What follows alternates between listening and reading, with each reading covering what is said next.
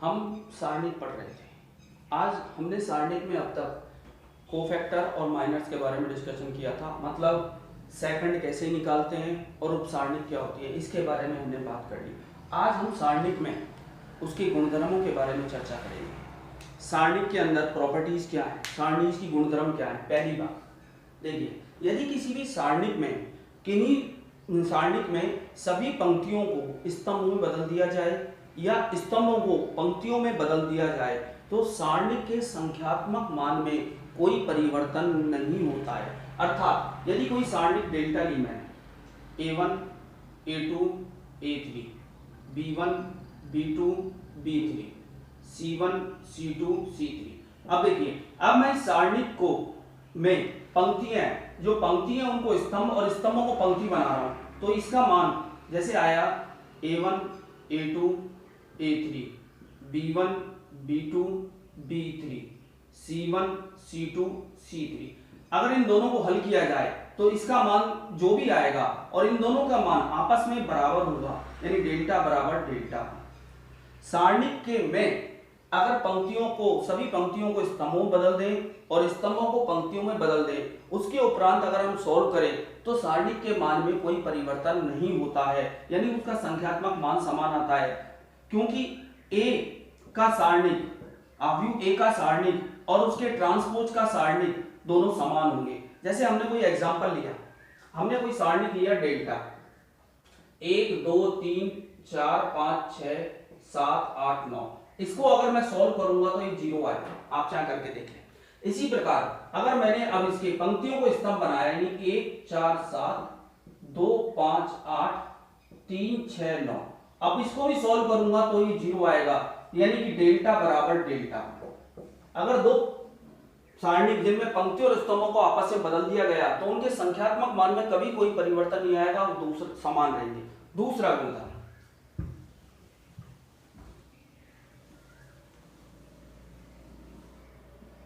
दूसरी गुणधर्म, यदि किसी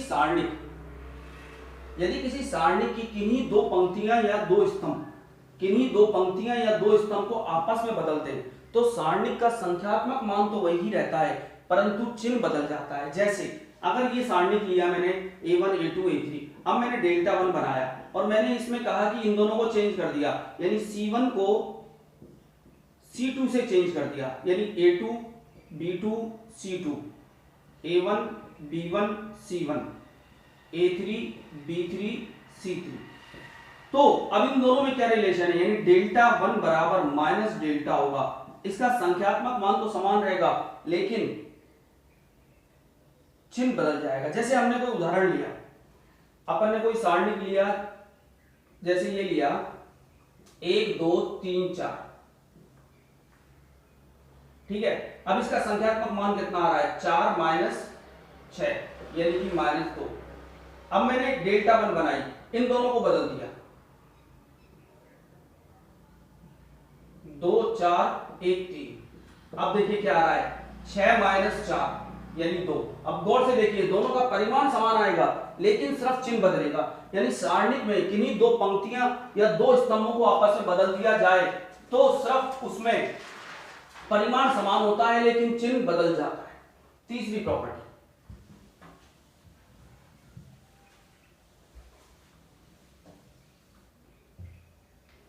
यदि किसी सारणिक में, तीसरा गुणधर्म, यदि किसी सारणिक में दो पंक्तियां या दो स्तंभ आपस में समान हो तो सारणिक का संख्यात्मक मान 0 आएगा, उसको खोलने की जरूरत नहीं है। यानी अगर हमने कोई सारणिक बनाया A B C D E F, अब देखो यहां पर R1 और R2 दोनों सेम है तो इसकी वैल्यू ऑलवेज 0 होगी। चाहे एक्सपेंड करो चाहे प्रसार करो कुछ भी करो, इसका मान 0 ही आएगा। जैसे एग्जांपल के तौर पे मैंने लिया 1 2 3 4 5 6 2 4 6, अब आप देखिए यहां पर 1 2 3 4 5 6, अगर इस पंक्ति में से मैं 2 कॉमन ले लूं तो ये 1 2 3 हो जाएगा। अब दोनों पंक्तियां समान है तो इसका संख्यात्मक मान 2 × 0 यानी 0 हो जाएगा। यानी सारणिक में अगर दो पंक्तियां या दो स्तंभ आपस में समान हो तो सारणिक का मान सदैव 0 होता है। नेक्स्ट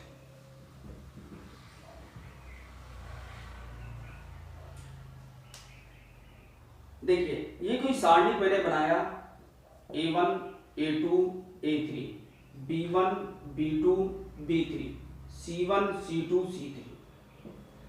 यदि किसी सारणी को किसी अचर राशि k से गुणा किया जाए, यानी अगर k से गुणा करूं तो k का गुणा सारणी की किसी एक पंक्ति या किसी एक स्तंभ के सभी अवयव से होगा। जबकि अवयव के अंदर हमने पढ़ा था कि अचर राशि का गुणा अवयव के प्रत्येक अवयव से होता था, यहाँ पर सारणी की किसी एक पंक्ति या किसी एक अवयव से ही होगा। यानी k का गुणा अगर मैंने किया तो मैंने अगर प्रथम पंक्ति से करूं तो मैं लिखूंगा KA1 KA2 KA3 B1 B2 B3 C1 C2 C3। सिर्फ एक पंक्ति या एक स्तंभ से ही करूंगा। अब देखो, अगर मैं दोबारा k इंटू k डेल्टा ले रहा हूं, दूसरा k से कर रहा हूं, तो इस k का गुणा मैं किसी भी पंक्ति से कर सकता हूं, चाहे प्रथम पंक्ति से करूं, चाहे द्वितीय से करूं, चाहे तृतीय से करूं, चाहे मैं स्तंभ से करूं। तो मैंने स्तंभ से गुणा किया, यानी k square A1 k B1 k C1 k A2 B2 C2 k A3 B3 C3। यानी सारणी के अंदर किसी अचर राशि k से गुणा किया जाए तो उसका गुणा किसी पंक्ति या किसी एक स्तंभ के सभी अवयव से होगा। अब इसको दूसरी तरह समझें, यदि किसी सारणी में किसी एक पंक्ति में कोई अवयव समान आ रहा है तो उसको कॉमन ले सकते हैं। यानी किसी एक पंक्ति या किसी एक स्तंभ में समान अवयव आए तो उनको कॉमन ले सकते हैं। अब जैसे कोई एग्जांपल देखें, अभी मैंने एक एग्जांपल भी लिया था 2 4 6 1 5 8 12 24 36। अब तृतीय पंक्ति के अंदर क्या कॉमन आ रहा है? 6 कॉमन आ रहा है, 12 भी कॉमन आ रहा है। चलिए पहले तो हम प्रथम पंक्ति में क्या कॉमन आ रहा है? 2। अगर 2 कॉमन लिया तो क्या बना?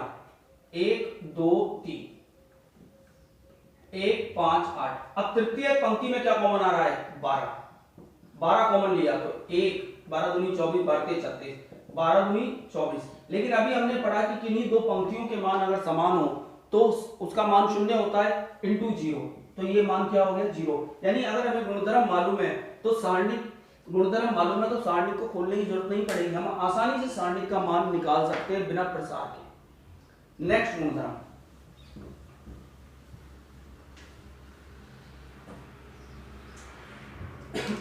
यदि कोई सारणी में किसी पंक्ति या किसी स्तंभ 2 या 2 से अधिक अवयवों के योग से बन रहा है तो हम उसको पृथक पृथक भिन्न भिन्न सारणियों में कर सकते हैं। जैसे मैंने कहा A1 plus alpha 1 A2 plus alpha 2 A3 plus alpha 3 B1 B2 B3 C1 C2 C3। अब देखो यहाँ पर प्रथम पंक्ति 2 अवयवों के योग से बनी है, तो मैं इस सारणी को 2 सारणियों में विभाजित करूंगा, यानी A1 A2 A3 B1 B2 B3 C1 C2 C3। यहाँ पर alpha 1 alpha 2 alpha 3 B1 B2 B3 C1 C2 C3। यानी 2 अवयवों के योग से है तो हम उसको पृथक पृथक 2 सारणिकों में लिख सकते हैं। नेक्स्ट पॉइंट, यदि किसी सारणी के प्रत्येक अवयव, यदि किसी सारणी की किसी पंक्ति या किसी स्तंभ का प्रत्येक अवयव 0 हो तो सारणी का मान सदैव 0 होता है। यानी अगर मैं सारे अवयव 0 कर दूं प्रथम पंक्ति के तो खोलने की जरूरत नहीं है, मैं इसको 0 कह सकता हूं। यानी अगर किसी सारणी की किसी एक पंक्ति या स्तंभ के सभी अवयव 0 हो तो सारणी का मान सदैव 0 होता है।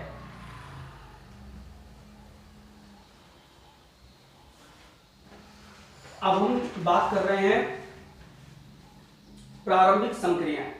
सारणी के अंदर कुछ संक्रियाएं लगाई जाती हैं। अब संक्रियाओं जो हम लगाते हैं उसको रिप्रेजेंट करते हैं, हम लिखते भी हैं। अभी जैसे मैंने एक एग्जांपल में C1 और C2 लिखा था, तो हमने उसको लिखते कैसे, इसका मतलब क्या है? पहली बात करें, कुल मिला के 6 संक्रियाएं होती हैं, यानी 3 संक्रियाएं पंक्तियों में लगती हैं और 3 उसी प्रकार 3 संक्रियाएं स्तंभों में लगाई जा सकती हैं। पहली बात कर रहा हूं RI RJ, इसका मतलब है RV पंक्ति को आर जे इस पंक्ति से आपस में बदला गया। जैसे अपन ने कोई सारणी लिया 1 2 3 4 5 6 7 8 9, अब मैं ये कर दूं R1 को R3 से बदल दिया, यानी इन दोनों को आपस में बदल दें तो क्या हो जाएगा 7 8 9 4 5 6 1 2 3, यानी इनको बदल दिया। या मैं ये कर दूं अब इसी में कि C1 को मैं C3 से बदल दूं तो क्या होगा 9 6 3 8 5 2 7 4 1, यानी आर आई में एरो आरजे का मतलब ये है हम बदल रहे हैं। सेकंड बात, आर आई के अंदर रिएक्शन करी के इंटू आर आई, यानी किसी भी पंक्ति को किसी भी अचर राशि से गुणा किया जा सकता है या किसी भी स्तंभ में भी किया जा सकता है। अब यही चीज मैंने यहां भी लिख सकता था सी आई सी जे, ऐसे ही सी आई के सी जे।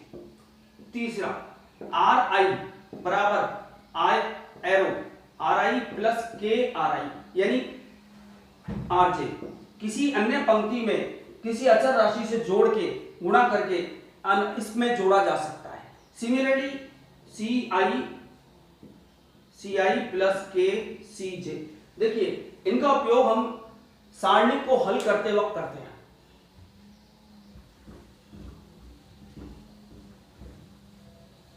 अब हम सारणिक में गुणन की बात करेंगे बेटा। गुणा, दो सारणिक का गुणा, दो सारणिक का गुणनफल। देखिए सारणी का गुणनफल दो प्रकार से होता है। एक तो होता है पंक्ति इंटू स्तंभ, जैसा कि हमने आव्यूह के अंदर पढ़ा था, आव्यूह के समान। और दूसरा होता है पंक्ति गुणा पंक्ति, पंक्ति गुणा पंक्ति। अब देखिए, अब मैं इसको एक एग्जांपल से समझाने की कोशिश कर रहा हूं। कोई सारणी लिया मैंने delta A1 A2 B1 B2, एक सारणी ये डेल्टा 1 ले लिया, एक सारणी डेल्टा 2 ले लिया। A1 सॉरी यानी C1 C2 D1 D2। अब मैंने आपसे कहा कि मुझे डेल्टा 1 इंटू डेल्टा 2 ज्ञात करना है। देखो दो तरीके हैं, पहले पंक्ति इंटू स्तंभ। मैं पहला तरीका अपना रहा हूं, पंक्ति इंटू स्तंभ, यानी ये स्तंभ को उठाया तो यहां पर आया A1 C1 plus A2 D1, D1 C1 plus B2 D1। अब अगला स्तंभ उठाया A1 C2 plus A2 D2, B1 C2 plus B2 D2। ये तो हुआ पंक्ति इंटू स्तंभ, यानी स्तंभ को उठाया। अब मैं बात कर रहा हूं पंक्ति इंटू पंक्ति, यानी पंक्ति इंटू पंक्ति। देखो इसकी प्रथम पंक्ति, इसकी प्रथम पंक्ति, डेल्टा 2 बाद में है तो द्वितीय की पंक्ति को उठाया, यानी A1 C1 plus A2 C2, B1 C1 plus B2 C2। पहले प्रथम पंक्ति को उठा के इसके ऊपर लाए, दोनों से गुणा किया। अब द्वितीय पंक्ति को उठाया A1 D1 plus A2 D2,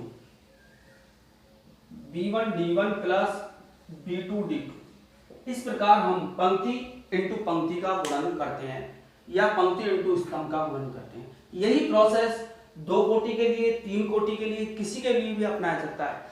अच्छा, अब सबसे मेन चीज हमने आव्यूह के अंदर पढ़ा था कि आव्यूह का गुणन कब होता है। ऐसे ही सारणिक में किसी भी कोटि में आपस में गुणन हो सकता है, यानी 2 कोटि का 3 कोटि के से भी हो सकता है। देखिए अब इस चीज को एग्जांपल के थ्रू समझा रहा हूं, यानी भिन्न भिन्न क्रम की सारणिकों का आपस में गुणन कैसे होता है। जैसे कोई सारणिक बनाया मैंने A1 A2 B1 B2, ये डेल्टा 1, अनदर सारणिक delta 2 C1 C2 C3 D1 D2 D3 E1 E2 E3। गौर से देखो बेटा, ये 2 कोटि का सारणिक है, ये 3 कोटि का सारणिक। अब मैं चाहता हूं कि इसको गुणा करूं डेल्टा 1 इंटू डेल्टा 2। सारणिकों का गुणन तभी संभव है जब उनका क्रम समान। इसका क्रम 2 है, इसका क्रम 3 है। अब देखो मैं इसको 2 तो नहीं बना सकता, लेकिन हाँ इसको 3 बना सकता हूं, यानी मैं डेल्टा 1 को मैं क्या लिख सकता हूं, 3 क्रम का बनाने के लिए 1 0 0 0 0, A1 A2 B1 B2 cross C1 C2 C3 D1 D2 D3 E1 E2 E3। अब आप देखिए ये दोनों 3 कोटि के समान हो गए। अब इसका गुणा मैं चाहे पंक्ति इंटू स्तंभ के नियम से करूं या पंक्ति इंटू पंक्ति के रूल से करूं, अब हम 2 सारणिकों का गुणन कर सकते हैं। इसको करने के बाद अब हमें अपनी एक्सरसाइज करनी है। Okay students, have a nice